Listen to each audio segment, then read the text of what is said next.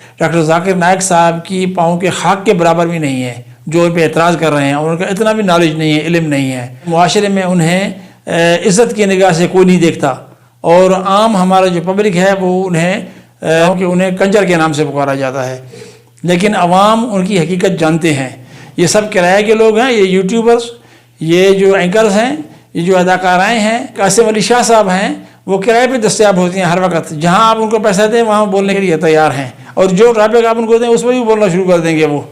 لیکن اب وہ یہ کہہ رہے ہیں، ڈاکٹر ذاکر نائک صاحب کی شخصیت جیسے شخص کو وہ کہہ رہے ہیں کہ یہ وہ متعصب ہیں اور وہ بنیاد پرست ہیں۔ بھائی دین ہے ہی بنیاد پرستی، ایک دین ہے، اس میں کوئی لبرلزم نہیں ہے، جو ہے وہ گناہ گاری ہے۔ جو لوگ یہ کہتے ہیں کہ وہ لبرل ہیں وہ گناہ گار ہیں۔ بسم اللہ الرحمن الرحیم، السلام علیکم ناظرین۔ آج بات کرتے ہیں ڈاکٹر ذاکر نائک صاحب کے بارے میں۔ ہم سب جانتے ہیں کہ ڈاکٹر ذاکر نائک صاحب 2 صدیوں یعنی 2020 اور 21 کے سب سے بڑے تقابل ادیان کے وہ ماہر ہیں، اور ان کی وجہ سے جو ادیان ہیں مختلف دنیا میں ان کے مابین جو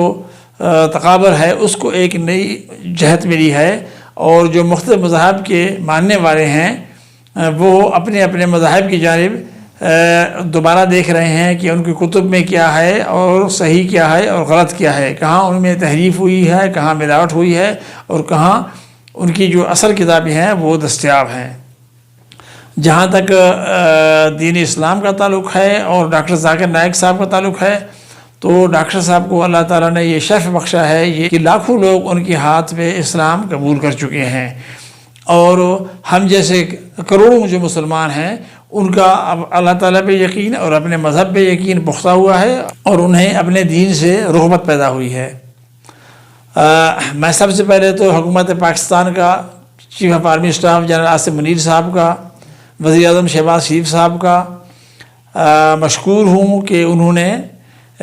ڈاکٹر ذاکر نائک صاحب کو نہ صرف پاکستان آنے کی دعوت دی بلکہ انہیں اسٹیٹ گیسٹ بھی بنایا، اور اس کے ساتھ ساتھ میں ان 2 شخصیات کا سردار محسن عباسی صاحب اور سردار معتصم عباسی صاحب، جن کی خصوصی دعوت پر اور خصوصی تعلقات کی بنا پر ڈاکٹر صاحب پاکستان آنے پر رضامند ہوئے، ان کا بھی مشکور ہوں۔ اور پاکستان میں کروڑوں لوگوں کو ڈاکٹر صاحب کے آنے سے ایک ان کے جو دین کے بارے میں جو علم ہے یا جو دین جاننے کے بارے میں جو شوق ہے اس میں اضافہ ہوا۔ لیکن یہاں میں یہ بھی ذکر کرنا چاہتا ہوں، اور پروگرام کا مقصد بھی یہ ہے کہ بدقسمتی سے ہمارے ہی کچھ لوگ اپنی تمام روایات کو، اپنی مہمانداری کو، اپنی دینداری کو ایک طرف رکھ کر صرف ریٹنگ کے لیے اور صرف اپنے آپ کو ڈسکس کرانے کے لیے ڈاکٹر صاحب پر بے سر و پا الزامات عائد کر رہے ہیں اور ان پہ تنقید کر رہے ہیں۔ حالانکہ اگر میں حقیقت کہوں تو میرے خیال میں وہ لوگ ڈاکٹر ذاکر نائک صاحب کی پاؤں کے خاک کے برابر بھی نہیں ہیں جو ان پہ اعتراض کر رہے ہیں، اور ان کا اتنا بھی نالج نہیں ہے، علم نہیں ہے۔ ان میں ہمارے یوٹیوبر بھی شامل ہیں، ان میں ہمارے اینکرز بھی شامل ہیں کچھ نام نہاد قسم کے، اور ان میں ہماری اداکاریں بھی شامل ہیں، ہمارے گلوکار بھی شامل ہیں، جنہیں بے ادبی معاف معاشرے میں انہیں عزت کی نگاہ سے کوئی نہیں دیکھتا، اور عام ہمارا جو پبلک ہے وہ انہیں میں پھر بے ادبی معاف کہہ رہا ہوں کہ انہیں کنجر کے نام سے پکارا جاتا ہے، اور وہ لوگ اٹھ کے ڈاکٹر صاحب پہ اعتراضات کر رہے ہیں۔ یہ ہمارے لیے بہت افسوس کا مقام ہے۔ ڈاکٹر صاحب نے جو کچھ باتیں کی ہیں وہ ان کی سمجھ سے بالاتر تر ہیں۔ انہوں نے مثال کے طور پر اگر ٹی وی کے سلسلے میں اگر ایک نیوز اینکر کے بارے میں بات کی تو ایک جنرلائز سینس میں انہوں نے کی ہے بات، اور یہ فطرت ہے کہ جب کوئی نامحرم مرد اور عورت ایک دوسرے کو دیکھتے ہیں تو ایک جنس کا جذبہ ان میں پیدا ہوتا ہے، جو اس سے انکار کرتا ہے وہ جھوٹ بولتا ہے، وہ بکواس کرتا ہے، کیونکہ وہ فطرت کے خلاف بات کرتا ہے۔ اللہ تعالیٰ نے ایسے ہی نہیں حرام کیے اس فالتو رشتے، محرم اور نامحرم میں اللہ پاک نے فرق رکھا ہے، اور جہاں ڈاکٹر صاحب نے یتیم بچیوں کو انعام دینے سے یا ان سے ہاتھ ملانے سے انکار کیا ہے تو ڈاکٹر صاحب کا یہ کمال ہے کہ ہمارے اس معاشرے میں ہم لوگ صرف نام کے مسلمان ہیں، اور ہم بات تو کرتے ہیں کہ جی ہاں اللہ تعالیٰ کا یہ فرمان ہے، رسول اللہ صلی اللہ علیہ وسلم کا یہ فرمان ہے، لیکن کام سب ہم اپنی مرضی کے کرتے ہیں، اور ڈاکٹر صاحب نے جو کہتے ہیں وہ اس کا عملی مظاہرہ کرتے ہیں۔ ڈاکٹر صاحب اگر وہاں پہ چاہتے تو بچیوں سے ہاتھ بھی ملا سکتے تھے، لیکن پردے کی بات جب انہوں نے کی خود انہوں نے عمل کر کے وہ دکھایا کہ یہ نہیں ہونا چاہیے۔ لیکن اس کے ساتھ میں یہ کہنا چاہتا ہوں کہ انہوں نے جہاں پردے کی بات کی ہے تو خواتین کے پردے سے پہلے انہوں نے یہ بھی ذکر کیا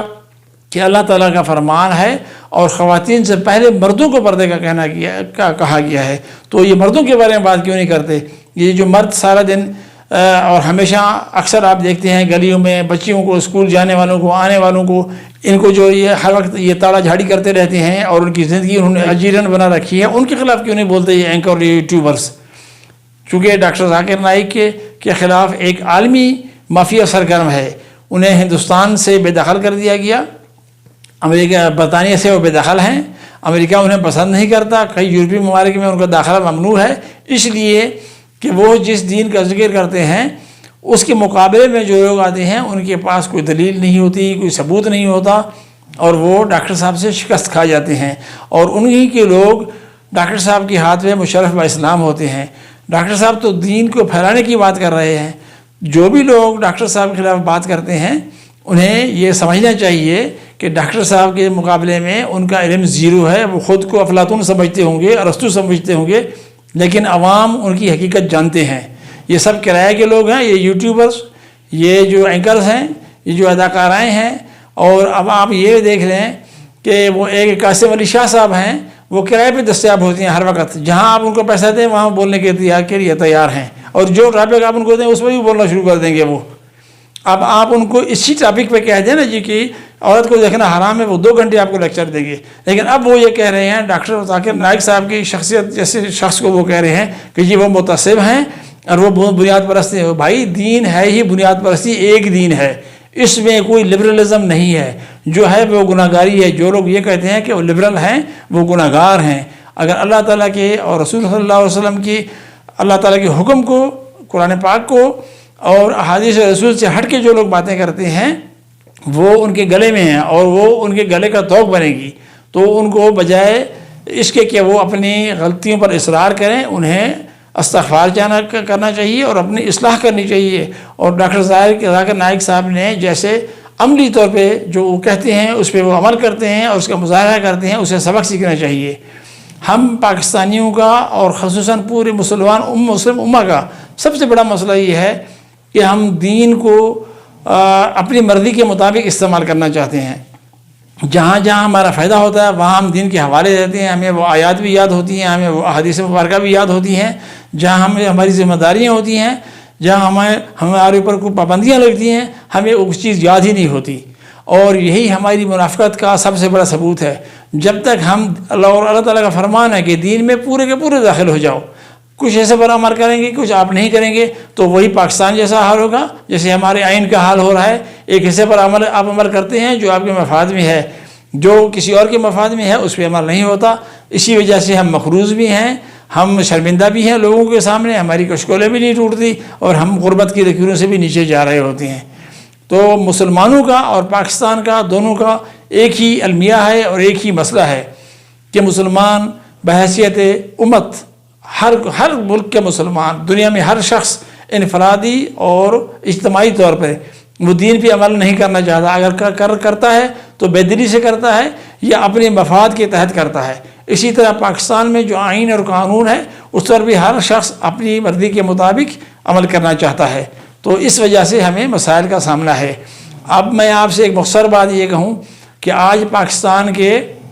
ہر گھر میں ماشاءاللہ میٹرک پاس ایک بندہ موجود ہے اور قرآن شریف کی ہر گھر میں ایک تفسیر موجود ہے۔ اگر صبح اٹھ کے آپ صرف 2 صفحات قرآن شریف کے ترجمے کے ساتھ پڑھ لیں اور تفسیر کے ساتھ پڑھ لیں یا احادیث کی کتب اٹھا کے چند احادیث پڑھ لیں تو آپ کے تمام مسائل حل ہوں گے اور دین پر چل سکیں گے۔ پروگرام کے بارے میں رعایت ضرور دیجیے۔ اللہ حافظ۔